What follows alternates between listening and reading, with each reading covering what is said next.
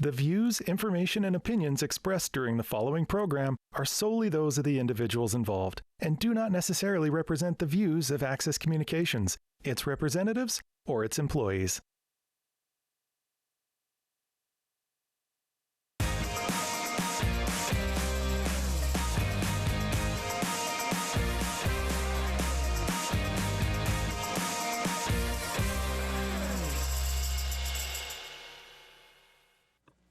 Good evening, everyone. Welcome to the regular meeting of Weyburn City Council held at the council chambers at 5 p.m. here Tuesday, October 12th, 2021.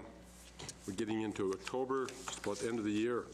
Approval of the minutes will be the first thing to start with. Can I have a motion, please, to approve the regular council meeting and strategic planning priorities meeting held September 27th, 2021? I'll move that, Your Worship. I'll second that, Your Worship. Call the question. All in favor? Carried unanimously. Additions to the agenda. Mr. Warren? Thanks, Your Worship. There is no additions tonight from administration. Council? Seeing none, we're moving forward.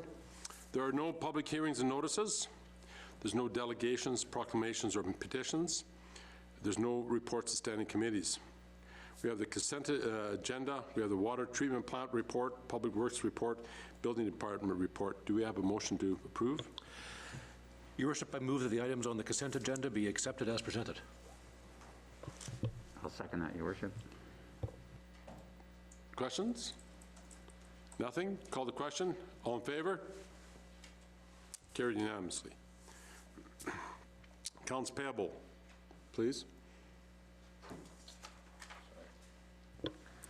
Your Worship, I make a motion that the purchases in the amount of $533,324.68 from September 24th to October 7th, 2021 be approved. I'll second that, Your Worship. Questions? Seeing none, call the question. All in favor? Carried unanimously. Introduction bylaws. Janine, if you would, please.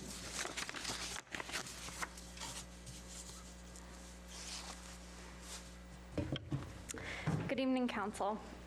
So, City Council approved the new official community plan and zoning bylaw on October 13th, 2020, and both bylaws are required to be submitted for provincial government for approval of the Minister of Government Relations, as required by the Planning and Development Act. On December 21st last year, both bylaws received ministerial approval based on several conditions that would require amendments to the bylaws. And the deadline for those is October 21st of 2021. The conditions were listed in the letter from the minister attached to this report. Additionally, as staff have begun to implement the bylaws, specifically the zoning bylaw, they've discovered some errors, omissions, and typos that need to be corrected in order to be able to effectively administer the bylaws. All of the conditions of ministerial approval and the errors that have been discovered to date are addressed through the proposed amendments. Council has previously conducted first reading of these bylaws, so public notices were posted on the city website, at City Hall, and in the newspaper in accordance with the city's public notice policy. Additionally, all property owners within the specific areas being amended were mailed notices. No comments or concerns have been received. So a summary of the proposed amendments for the OCP that are conditions of the ministerial approval are the inclusion of policies authorizing the use of contract zones and direct control districts in the zoning bylaw, as well as guidelines on how to use these zoning tools, inclusion of the requirement for consultation with the Water Security Agency if excavation or fill is proposed in the floodway, and clarification of floodway and flood fringe policies to align with the statements of provincial interest. The clarification in regards to servicing agreements in one of the policies, the removal of flood hazard layers from the topography and drainage map, since this layer is already included on other maps in the OCP and it would be redundant, and the colors were not differentiated enough to the satisfaction of the province. Correction of the inconsistency between the OCP future land use map and the district plan future land use map, which would be in the north area of the city. And then there's staff recommended amendments, which would be that references to regional plan be replaced with district plan, and references to Weyburn Planning District plan be changed to Weyburn District Plan to accurately reflect terminology used in the Weyburn District Plan. References to the Tattagua Park be replaced with Tattagua Parkway. Amendments to the land use designation map to incorporate previous amendments to the prior zoning bylaw that were overlooked through the review process. And then the conditions of ministerial approval for the zoning bylaw, the removal of references to flood zone concept and clarification of floodway zone regulations and flood fringe regulations to apply with the statements of provincial interest. Addition of regulations regarding development in proximity to railways as recommended by the FCM guidelines for new development in proximity to railways. The addition of the aquifer protection overlay to the legend of the zoning district map, and the removal of the AG and UA zones, since no properties were zoned these designations, and there were no regulations contained within those zones. There were some corrections to references to sections that were incorrectly referenced through the document, the clarification of permission for inspection of home-based businesses, clarification of non-conforming status timeframe, and percent of damage to align with the PDA. And then there's staff recommended amendments, which would be renumbering Part 1 for ease of reference, and the addition of the flood hazard zoning and flood hazard warning and disclaimer, which had previously been included in the 2003 zoning bylaw. The removal of the AG and UA zones. There were no properties with these zoning designations or regulations included in these zones. Most of those properties currently used for agricultural operations are already zoned urban holding or parks and open space, so these zones were not necessary at this time. Corrections to the heritage properties list to reflect the current list of designated properties. This would not change a property, whether it's designated or not. It only provides a centralized list of the designated properties. Minor amendments to the shipping container regulations to provide clarification, changes to the parking standards to clarify the dimensions, an increase to the parking stall sizes to reflect larger vehicle sizes, amendments to the sign regulations section, since some zones were not included in the tables, and there were old references to zones which have been removed and are no longer in the bylaw, and the reference to the Saskatchewan Hospital were changed since the hospital no longer exists. Corrections to the accessory structure regulations to reflect the National Building Code for what requires a building permit. Correction to the regulations tables of all the commercial and industrial zones, because the side yard setback and rear yard setback had inadvertently been switched when the new bylaw was created. The setbacks will be the same as what was in the 2003 zoning bylaw.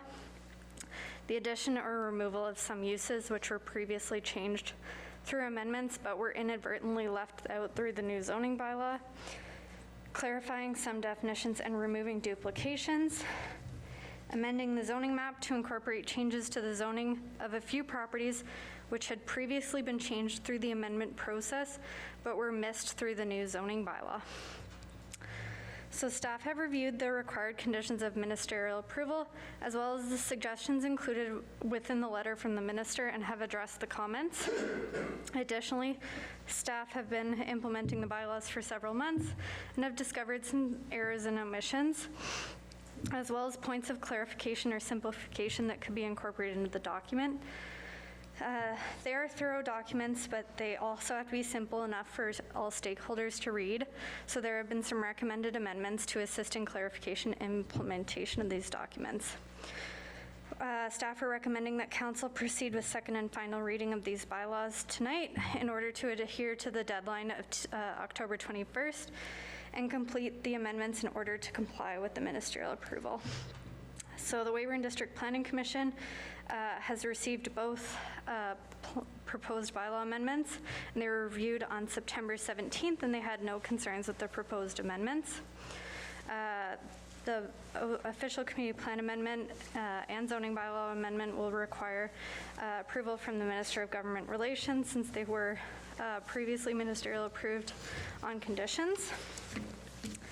So the options tonight would be option 1, that council holds the public hearing for both bylaw amendments and consider any comments or concerns, and that council gives second and third reading to bylaw 2021-3434 to amend the official community plan with various general amendments contained within the bylaw, and that council gives second and third reading to bylaw 2021-3435, being a bylaw to amend the zoning bylaw with various general amendments as contained within the bylaw, and that council directs administration to submit both bylaws to the province for ministerial approval.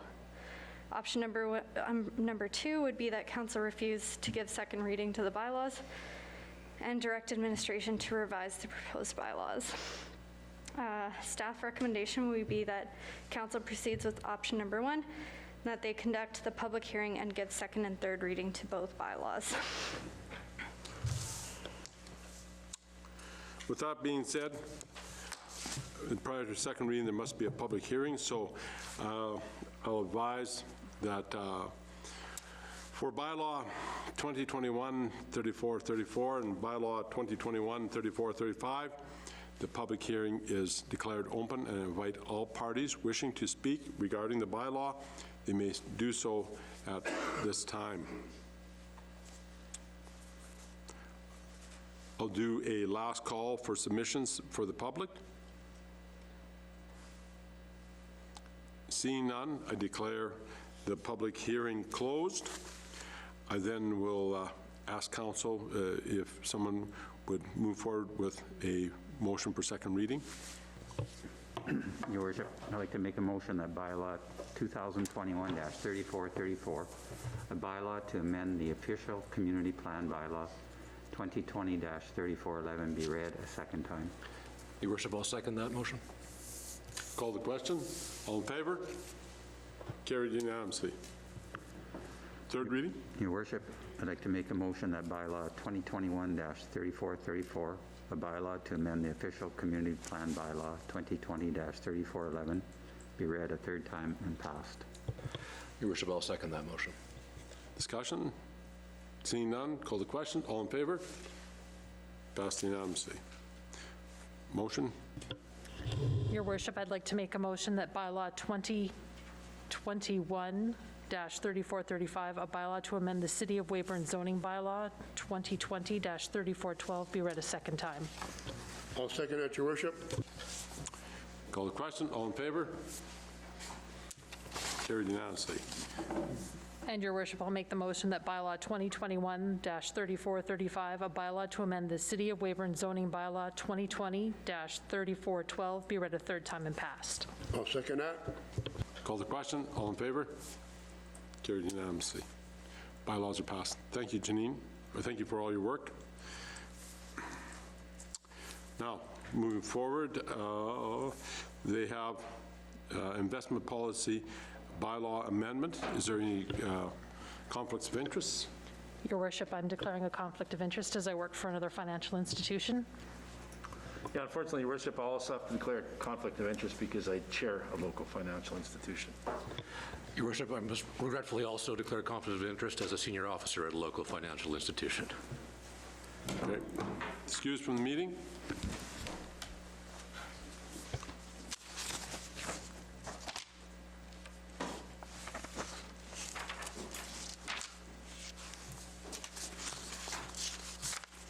Laura, if we would be. Okay, so RBC Dominion Securities was contracted to provide an investment policy to include short-term investments in GICs, which is less than 5 years, and long-term investments that are greater than 5 years in Canadian equities, foreign equities, and non-government bonds. The short-term investments in GICs will continue to be managed by administration and distributed amongst the local financial institutions as is indicated in the policy, and the long-term investments will be managed and invested with RBC Dominion Securities. The bylaw amendment was advertised in the Weyburn Review on September 22nd and 28th, and no inquiries were received regarding the bylaw amendment. So we are recommending that Council provides 3 readings to the bylaw 2021-3436 to amend the investment policy bylaw. Do I have a motion, please? Yes, Your Worship. I'm prepared to make a motion that bylaw 2021-3436, a bylaw to amend bylaw 2017-3362, the City of Weyburn investment policy, be read a first time. I'll second that, Your Worship. Discussion? Seeing none, call the question. All in favor? Carried unanimously. Thank you, Worship. I make a motion that bylaw 2021-3436, a bylaw to amend bylaw 2017-3362, the City of Weyburn investment policy, be read a second time. Your Worship, I'll second that. Call the question. All in favor? Carried unanimously. I make a motion that bylaw 2021-3436, a bylaw to amend bylaw 2017-3362, the City of Weyburn investment policy, be given 3 readings at this meeting. Your Worship, I'll second that. Call the question on whether we should be allowed a third reading. Go ahead. All in favor? Carried unanimously. Go ahead, Mr. Mickle. No, you have to read the, oh, John does. We got it over here.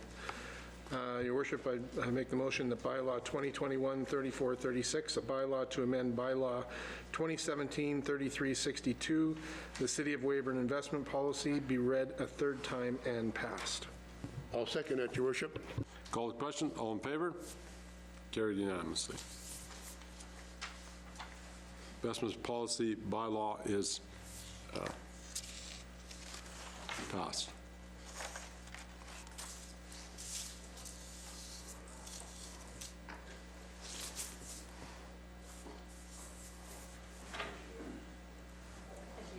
Yep.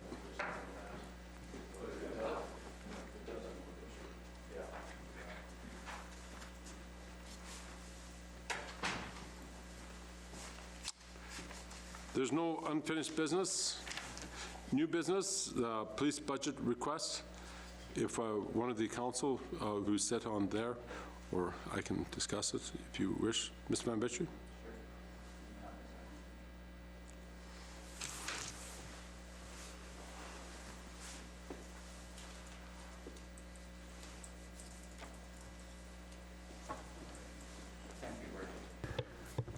As a member of the police board, the police station is requesting additional funding. The overhead bay doors located at the police station have been on the list to be repaired over the past 3 years as a priority B. It was deferred from 2021 as an A priority due to other pressing budget items, with the idea that it would be an A priority for the coming 2022 budget. Prior to September 28th, the bay doors became inoperable. On September 28th, 2021, the Board of Police Commissions held a special budget meeting with the direction to the police chief to request advancement of funds from the 2022 capital budget set aside for the door replacement in the amount of $20,000. It has since come to our attention that the process would be to request from council the funds in the amount of $20,000 as an overage due to accounting rules, in that we are unable to bring forward capital budget funds from 2022 to be used in 2021. Therefore, the board is requesting a budget overage of up to $20,000 to cover the replacement cost of the overhead bay doors. This is a priority, needs to be completed prior to year end. And of note is that the 2022 proposed capital budget items being presented will be reduced by $20,000 if approval is given.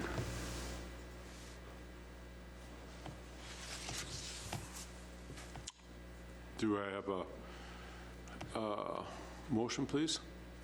So, Your Worship, I'd like to make a motion that council approve the $20,000 maximum budget overage to replace the 2 overhead doors at the police station. I'll second that, Your Worship. Discussion? Thank you, Your Worship. On the information I see there, I don't disapprove of what the intent is, but I believe we missed one step. The priority B given was done by the Leisure Service Commission, or the facility people that are involved in this, and there's no way I see their name involved in this. The process was to talk to them, I would think, not from the police commission direct to the city, should have went through that channel to come into city council chambers for approval. That was the step that we talked about. Mr. Warren? Councillor Michael, I can answer that question. So the priority put was actually by the Police Commission. The request actually went through my office and through the Leisure Services Director. It doesn't say that. Yeah, but that did come through our office after that meeting. They provide that request through us about this moving forward to be done this year. So that request did come through both the city manager and the Director of Leisure Services. Okay, but it wasn't intended for me to see that. Okay, fair enough. Further questions? Seeing none, call the question. All in favor? Carried unanimously. Do we have, there's nothing else on there, okay. Inquiries and announcements. There's a request has been received from SARC Saskatchewan, a provincial association of over 100 community-based organizations, to light it up for NEAM, N-D-E-A-M. October has been proclaimed by the Government of Saskatchewan as Disability Employment Awareness Month, or NEAM, and the province has joined the national campaign to light up the sky across Canada on October 21st with purple and blue lights. Light It Up for NEAM will connect communities from across the country to raise awareness about the benefits of hiring people experiencing disability. So on Thursday, October 21st, we'll light up the city in purple and blue lights to join the national and provincial campaign to light it up for NEAM. That is what we're going forward. Any other announcements? We have the, remind people, excuse me, on the 16th, Saturday the 16th, 9 o'clock in the morning, we are doing the opening of the Sparks Center. We will have a variety of people and celebrities coming out to open this. So that is where, and it is what, $2 a day also, Mr. Warren, onto that, so that we're, families can come out, see the wonderful job that our executive here, administration from the city has done to help bring this dream to fruition. Many people played a part in this. Mr. Warren is one of them on there, Andrew Crow. They're also directing things along the way. Did as I did our finance, figuring out how we could accomplish this. So this is a great thing to see. It's going to do a lot of a draw for across the whole southern Saskatchewan here and draw quite a jewel in the city of Weyburn. So that will be on the 16th. They're also been asked to open on the Legacy Park on the 20th. There's going to be a Legacy Park is going to be also opening, and I've been asked to go say a couple words there. So those are kind of some of the things on our highlights. And snow in the forecast tomorrow. No snow yet. Get the snow shovels out tomorrow. That's the warning. So the crystal ball in there. So on that. Other than that, Mr. Corrigan, anything to say? Report? No? Okay. So with that, there's no notice of motion, and I will call this meeting to adjournment. Thank you.